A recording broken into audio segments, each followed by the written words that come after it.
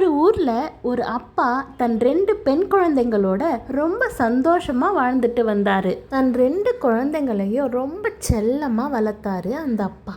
வருடங்கள் ஆக ஆக அந்த குழந்தைங்களும் பெரியவங்களா வளர்ந்துட்டாங்க. இப்ப அந்த 2 பெண் குழந்தைகளுக்கும் கல்யாண வயசு வந்துடுச்சு. 2 பெண் குழந்தைங்களுக்கும் நல்ல மாப்பிள்ளைகளை தேர்ந்தெடுத்து அவங்க அப்பா கல்யாணம் செஞ்சு வச்சாங்க. ரிசப்ஷனும் கல்யாணமும் ரொம்ப கிராண்டா பண்ணாரு அந்த அப்பா. 2 பெண் குழந்தைகளுக்கும் எந்த பாரபட்சம் இல்லாம ஒரே மாதிரி 2 பெண் குழந்தைங்களுக்கும் கல்யாணம் செஞ்சு வச்சாரு.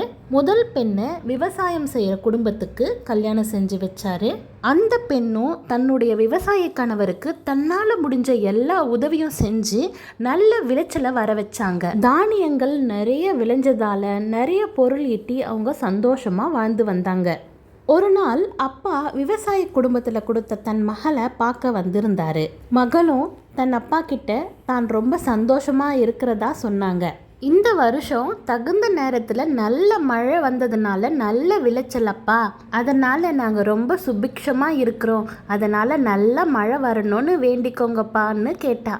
சரிம்மா, உனக்காக நான் பிரார்த்தனை பண்ணிக்கிறேன்னு சொல்லிட்டு அப்பா ஊருக்கு கிளம்பிட்டாரு. தன்னுடைய அடுத்த மகளை பானைகள் செய்யும் குழவனுக்கு கட்டி கொடுத்திருந்தாரு அந்த அப்பா. அந்த மகளை பார்க்க போனாரு. அந்த மகள் பானைகள் எல்லாம் நிறைய செஞ்சு நல்ல விலைக்கு வித்து நல்ல சந்தோஷமா வாழ்ந்துட்டு வந்தாங்க. தன்னை பார்க்க வந்த தன் அப்பா கிட்ட அந்த மகள், அப்பா, நான் நிறைய பானைகள் செஞ்சு நல்லா வித்து நல்ல சந்தோஷமா வாழ்ந்துட்டு இருக்கேன்ப்பா. இங்க இந்த வருஷம் அதிக மழை வராததுனால நிறைய பானைகள் செஞ்சு வித்து நல்லா சம்பாதிச்சேன்ப்பா, அதனால எனக்காக நீங்க மழை வரக்கூடாதுன்னு பிரார்த்தனை பண்ணிக்கோங்கப்பா. சரிம்மா, அப்படியே செய்யறேன்னு சொல்லிட்டு அப்பா அங்கிருந்து கிளம்பினாரு. இப்ப அந்த அப்பா என்ன செய்வாரு?